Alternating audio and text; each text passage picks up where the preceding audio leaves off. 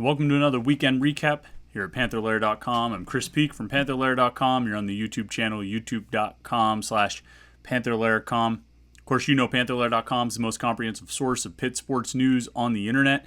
Basketball, football, recruiting, we cover it all. Panther-Lair.com with message boards where you can discuss everything going on in the world of Pitt sports.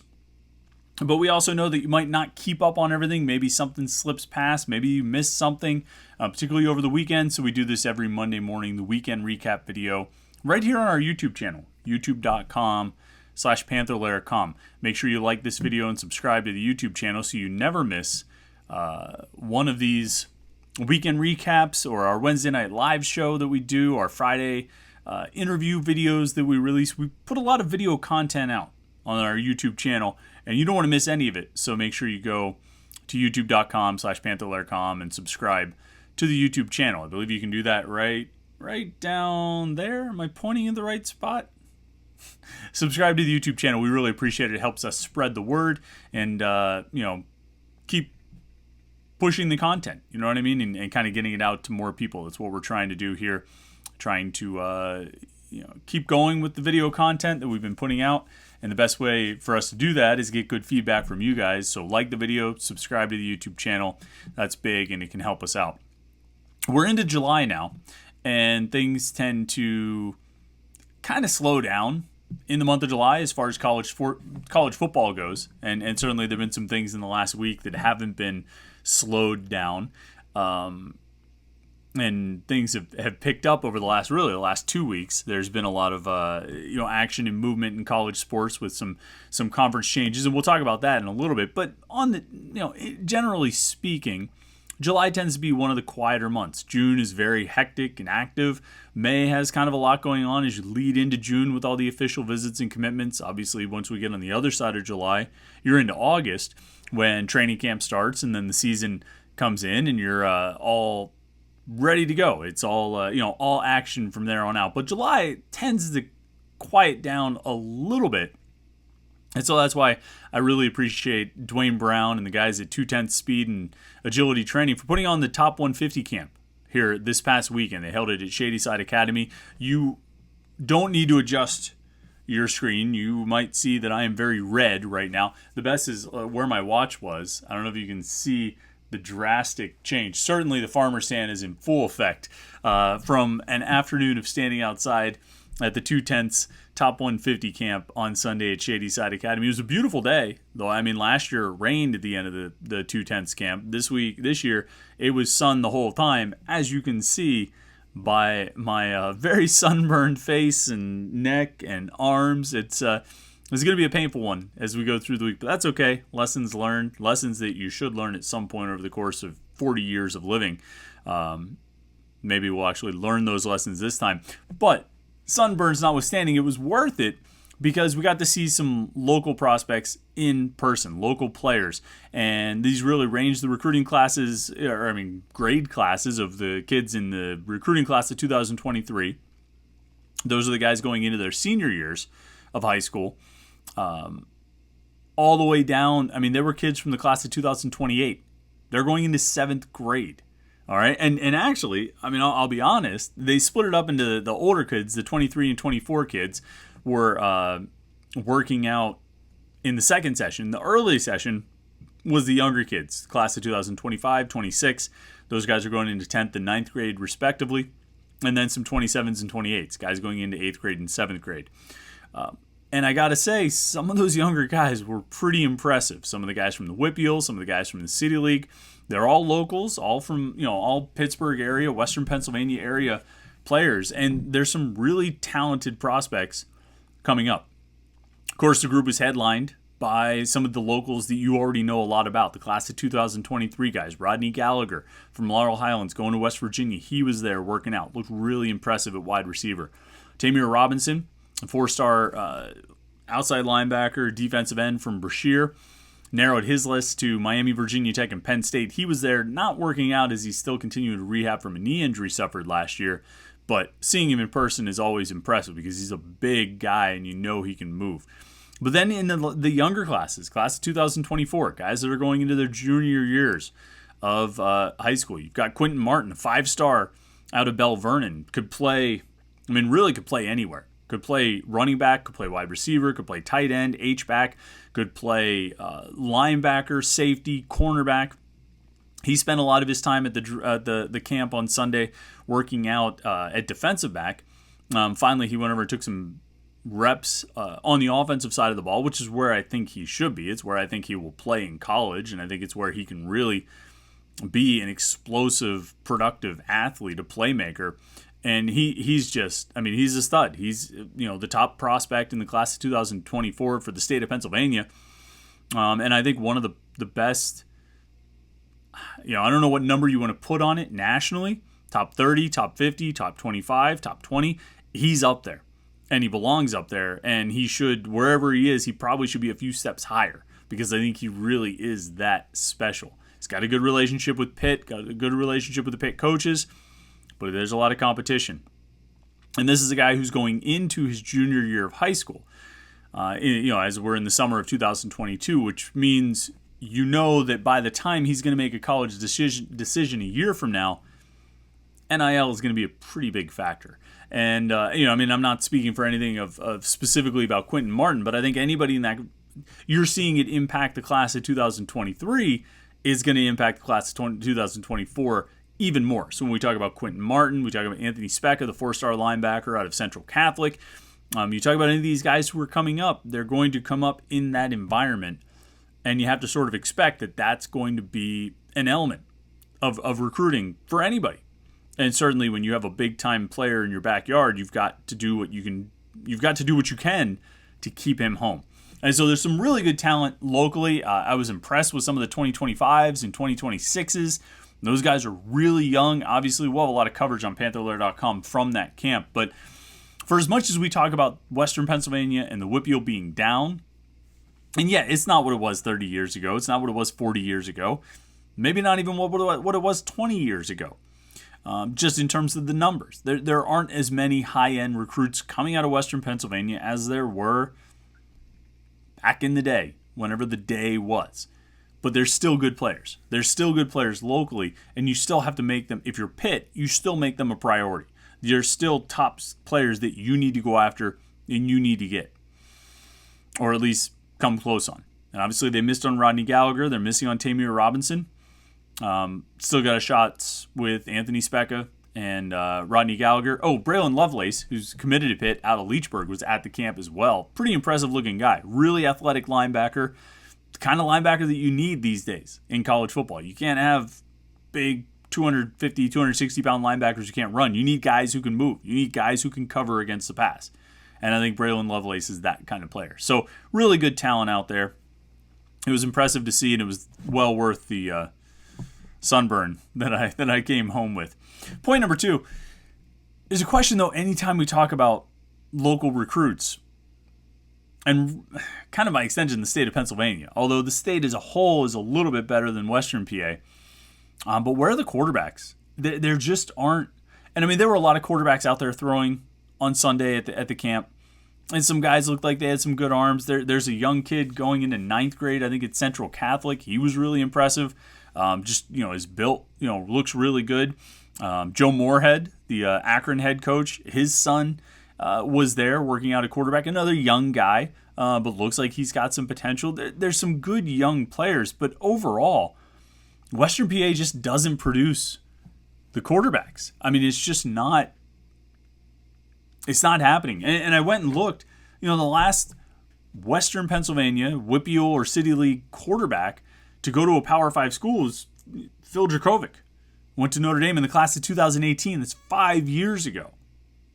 All right, that was the class of 2018. We're in the class of 2023 right now. So it's been 5 years since a Western PA quarterback went to a Power 5 school, signed with a Power 5 school as a scholarship player. And before him was Ben DiNucci, which was the class of 2015. And he was a late offer. He was going to James Madison or wherever, or Old Dominion. I forget. It was James Madison. He was not going, or Penn. He was going to Penn. And Pitt offered him late in the process after they lost the quarterback that had been committed to Paul Christ. And so he ended up at a Power 5 school. He didn't finish his career at a Power 5 school. He was a late take by a Power 5 school. But If you take him out, you're going back to the class of 2013, where Chavis Rollins from Monessen signed with West Virginia and didn't last there very long. And I don't even know if he really stuck at quarterback there. I think he might have ended up at Duquesne, maybe. So you have Dracovic in the 2018 class. You've got DiNucci with caveats in the 2015 class. Rollins with caveats in the 2013 class. You go back to 2012. Perry Hills from Central Catholic went to Maryland. Played a bit there. When they had like injuries, I think he was like the fourth quarterback off the bench. Well, he came in and played a little bit there. Before that, 2010, Paul Jones from Stowe Rocks went to Penn State. C.J. Brown in the class of 2009 from Seneca Valley went to Maryland. Played a decent amount, had a decent little career at Maryland. And then you go back to 2008 with Terrell Pryor and Tino Sinceri as WPIAL guys or City League, Western Pennsylvania guys, going to a Power 5 school. So, I mean, even if we include like DiNucci and Rollins, that's 1, 2, 3, 4, 5, 6, 7, 8. 8 Western Pennsylvania quarterbacks since the class of 2008, which means we're talking about 16 years. 8 quarterbacks have gone Power 5. And that includes, DiNucci and Rollins. I mean, you really could probably, you don't take them out. They ended up at Power 5 schools, but, kind of not, And so there's just not much. Everybody's come to the conclusion a long time ago that you can't build your recruiting class if you're Pitt just on the WPIAL. And we know that. I mean, the numbers don't make sense. But if you're going to get a good quarterback, if you're going to get a playmaking quarterback, an impact player at quarterback, you're probably going to have to look elsewhere. Now, point number 3, Pitt did that when they got Kenny Minchey. Quarterback out of Tennessee, committed in this class of 2023, committed this spring, took his official visit in June. He's locked in with Pitt. And I bring up Minchey now because he's fresh off the Elite 11 finals. I think it might have happened prior to last week's weekend recap, but I didn't really get a chance to talk about it. But he did really well. And the Elite 11 finals, it's held in Los Angeles. They invite about 20 quarterbacks. Everybody jokes, oh, you got 20 guys coming to the Elite 11. Well, the idea is they compete to find out who the Elite 11 really are. They don't pick the Elite 11 ahead of time and have those guys come out and just hang out for a weekend. They bring out 19 or 20 guys and have them compete to find out who the Elite 11 really are. And while there's some variation in the final rankings, the Elite 11 puts out their own rankings, each of the different recruiting services put out their own rankings, the consensus had Kenny Minchey among the Elite 11. Generally around the 6 to 8 range, 7 or 8, somewhere there around there. Which if you're among the top 7 or 8 of the Elite 11 in your class, it's pretty good. It's really good, actually. And I think what we've seen sort of in the aftermath of the Elite 11 over the last week or two is Kenny Minchey's been getting rankings bumps. He was a 4-star on one service and then he moves up to a 3-star. He was at a 4-star and kind of stayed there, elevated a little bit. Rivals.com, we have as a 3-star quarterback right now. I think he's going to get a bump, either a bump within the 3-star range or maybe even a bump to 4-star territory. I think he's a really good quarterback prospect. The comparison that I'll probably wear out and maybe even come to regret, and maybe it's because he wears the number 4 and he's kind of a taller quarterback. He's a bigger guy. Is Dak Prescott? He seems to have some of that kind of game in him. He can move, he can run a little bit, but you're not going to confuse Dak Prescott with, certainly not Mahomes or Lamar Jackson or a Russell Wilson, probably not even a Josh Allen. But he can move a little bit. He can keep plays alive and he can run into the end zone. And I think Kenny Minchey has some elements of that in his game, in addition to have a really live arm, really good accuracy, good touch, good anticipation. He showed all those things at the Elite 11, and I think it opened a lot of eyes on what Pitt has coming in. I think Pitt fans were already excited about Kenny Minchey. I think Pitt coaches are already excited about Kenny Minchey. But I think some of the rest of the country is sort of taking notice of how good he is and how good he's got the potential to be once he gets to college. So congratulations to Kenny Minchey on a great performance at the Elite 11 finals. Like I say, I think he's going to get a rankings bump from Rivals that should reflect largely what some of the other recruiting services have sort of given him, and he earned it. And I think he'll, it's going to be exciting to watch his senior season and see how he does this year. All right, point number 4, continuing the quarterback conversation. News came out. When was this? I had this pulled up on the 8th. So that was on Friday. Friday morning it was announced. Kenny Pickett, ACC Male Athlete of the Year. Previous Male Athlete of the Year award winners in the ACC, Michael Jordan, Tim Duncan, Phillip Rivers, Trevor Lawrence. And now Kenny Pickett. I don't think we can really run out of superlatives when it comes to describing Kenny Pickett's 2021 season. I mean, I really don't. I've said it. So at a certain point, I think second half, fourth quarter of the season last year, there was debate online about Kenny Pickett's place in Pitt history. And after the ACC championship game, is he the best quarterback in Pitt history? And I always said no. I mean, it's going to take a lot to beat Marino. Marino is Marino. Kenny Pickett's not the best quarterback in Pitt history, but what he did in 2021, he had the best season by a quarterback in Pitt history. And I think you can say both of those things, that Marino was is the best quarterback in Pitt history, but Marino never had a season like Pickett had in 2021. Kenny Pickett had the best season by a Pitt quarterback in school history. And I don't really think there's much debate. I think you could probably get Pitt historians who would say, well, yeah, look at what he did.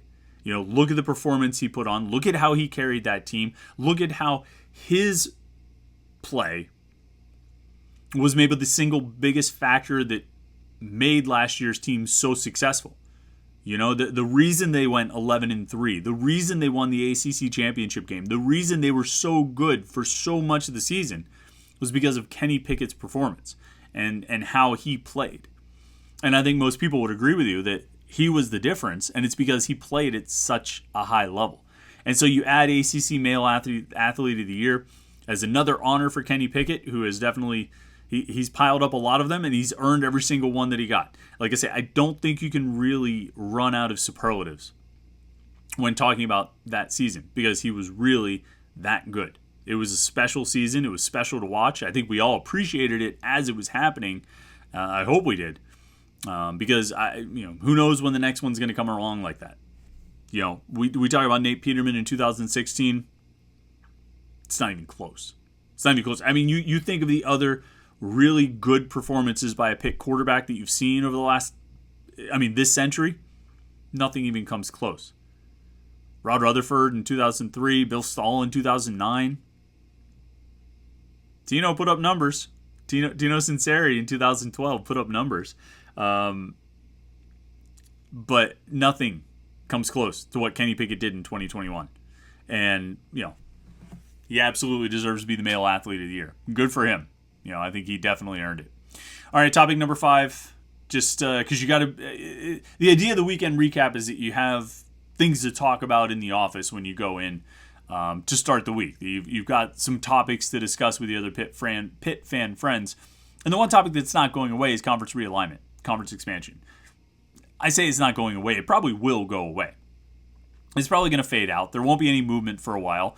We'll all get blindsided by the next move next summer, just like we were with Texas and Oklahoma last year, and like we were with USC and UCLA this year. We'll get blindsided by something next summer and be like, oh my God, I can't believe that, whatever, Rutgers is going to the Mountain West. It's crazy. For now, things seem to be settling down, but I guess one thing that I would say about, that it's going to be quiet from now until next summer, I don't necessarily know how true that is, because I think there is a little extra pressure on the ACC and the Pac-12 and the Big 12 to find a solution that saves them. And it's really every conference for themselves, just like it's every school for themselves. You really can't afford to have, it's the right word, I don't want to say compassion, but loyalty?